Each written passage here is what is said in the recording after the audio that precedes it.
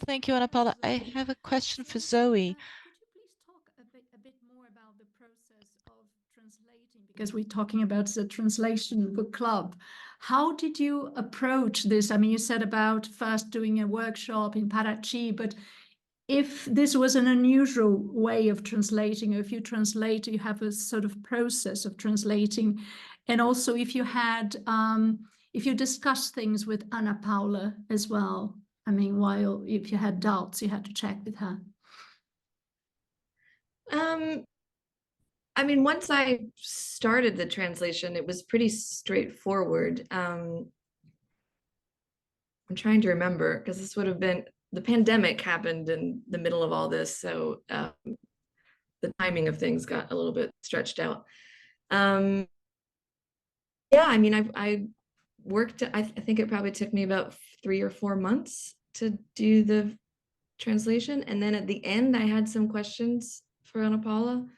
I didn't have a lot of questions. Yeah, I don't know. It was there wasn't anything really unusual about the translation, the way I approached the translation, I guess. Yeah, because some translators, I think they, I mean, did you actually do you have a go at it without reading, or you always read all the books? I'm just talking in general because I know this book you read it and you loved it, but do you sometimes just have a go at translating as you go along instead of reading the whole book? Usually I will read the book for sure before I start. Usually I'll read the book before I even say yes. I'll do, if someone approaches me to translate a book, then I'll read the whole thing. I know some people say that they don't, and I don't. I mean, I think there's various reasons for that.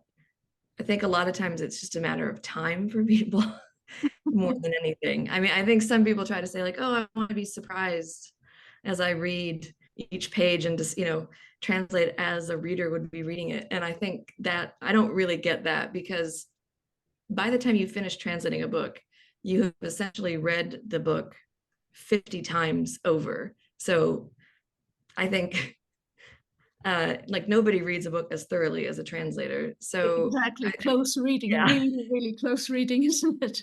Yeah. So I think if there's any sort of surprise that you were trying to maintain, that's gone after the first really rough draft. So then you know exactly what's happening. Yeah, I mean, I guess one interesting thing is the fact that I had read the book maybe 8 years before I started translating it. So it's not like, oh, someone contacted me, I read the book, and it's still fresh in my mind.